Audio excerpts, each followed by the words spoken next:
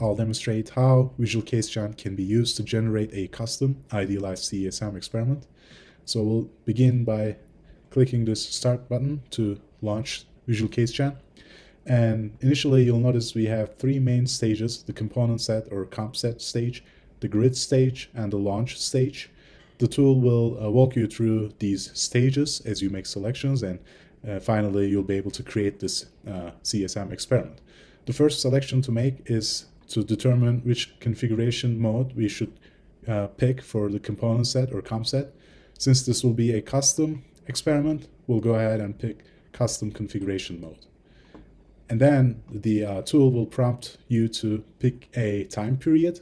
And for this example, we'll pick 1850 as our initialization time, which corresponds to pre-industrial conditions. And then we'll pick a model for each component class. For the atmosphere, for instance, we have the date atmosphere, stub atmosphere, and CAM as available models. I'll go ahead and pick CAM as the atmosphere model. For land, I'll pick CLM, CESM, and for the ocean, MOM6 will be our ocean model. And notice that as I make selections, some of these options become unavailable, and at any point in this configuration process, I can click on these unavailable options, and the model will return me an explanation of why that particular option is no longer available. And this is usually because of the inherent dependencies and incompatibilities between these selected options. So I'll pick stub options for the remaining component classes, and then I'll be prompted to pick physics for each of these models. Component physics determine the complexity of each of these models, and it also determines the computational cost. So I'll go ahead and pick CAM 40 for the CAM physics, CLM 50 for the land physics, and for the remaining models, there's only one physics option available, so they're already picked for me. And so I'll jump onto the component option section here. This is the final step of creating the comp set. And for the atmosphere, I will pick this option none, where we won't select any specialized modifiers for CAM. For land, we won't be able to pick none, so I'll go ahead and pick satellite phenology, SP, as the CLM modifier. For ice, no modifiers. Similarly for ocean, I'll pick no modifiers. And this concludes the comp set selection. The second main step is the grid selection. Similarly, for the grid stage, we have the option to select from a list of standard grids, or we can create a custom grid. For this example, we will create a custom one. When I pick custom as the grid configuration mode, I am prompted to select a directory and a new grid name. So I'll go ahead and do that. And I'll hit select. And now I'm ready to pick or create grids for each model. In the case of the atmosphere grid, we will select from a list of available atmosphere grids. For this example, we'll work with the standard 1 degree grid. And the next grid to configure is the ocean grid. Again, I can pick from a standard list of ocean grids, or I can create a new custom grid. That's what I'll do for this example.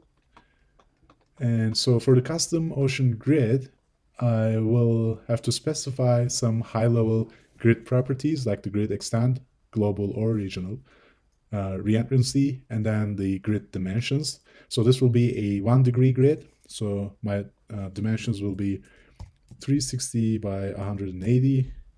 Similarly, the grid length will be 360 by 180. And I'll call this ocean grid my 1 degree grid. And now I can click this Launch MOM6 Bathy button, and this will launch a new notebook. This is auto-generated by visualCaseGen. And in the interest of time, I'll quickly execute the cells here. And notice that the default bathymetry here is a flat bottom bathymetry set to 2000 meters. And there are different ways of creating a custom bathymetry. In this case, what I'll do is I'll manually enter a code block here, and this will customize the bathymetry, and I'll quickly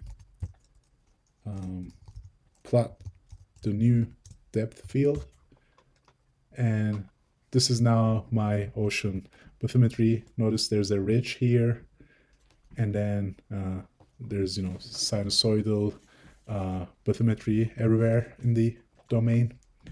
And so another way of customizing this ocean grid is to use this widget called Topo Editor, where you can zoom in on different regions and click on individual cells to change the depth at any cell. Like I can set the depth here to some other value, and then you'll notice that the depth in that particular cell is updated. And then I can save all the necessary ocean grid and bathymetry files that will be needed by CESM. And at this stage, I'm now ready to go back to the GUI to confirm that the ocean grid is ready. And now we're ready to move on to the land grid configuration. And similarly, we have the option to pick from a standard list of land grids, or we can modify an existing land grid to further customize this case. And that's what we will do. We will modify a base land grid. And to be consistent with the atmosphere grid, we will pick the standard 1 degree grid as our base land grid. And then we will be prompted to provide some parameters to modify or customize the surface dataset for CLM.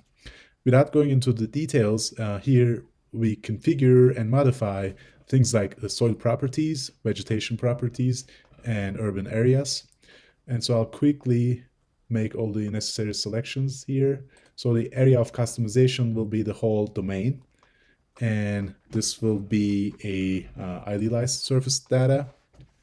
And I'll quickly enter these parameters. Again, I'll refer you to the CLM documentation for the descriptions of these selections. And once I picked all the necessary parameters, now I'm ready to hit this Run Fsert Modifier button. And this will start the process of creating this new modified surface dataset. And this will take a few minutes. So once the Fsert modifier process is complete, we are ready to launch our case.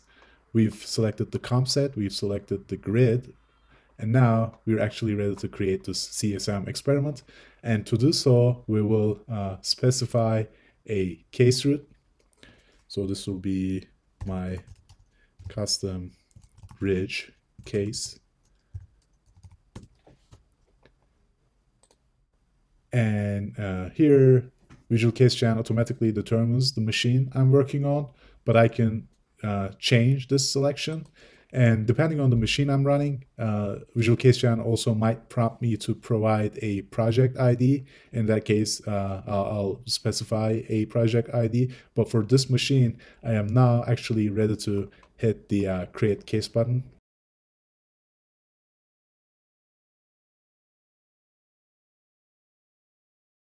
And finally, the tool informs me that the case was created successfully at the selected case root. But this log here also summarizes the steps that were done by this tool to create this case, which includes updating the XML files in CSM, running the create new case command, and running things like case.setup, adding all the necessary parameter changes for MOM, for size, CLM, and again, confirming the successful creation of this experiment.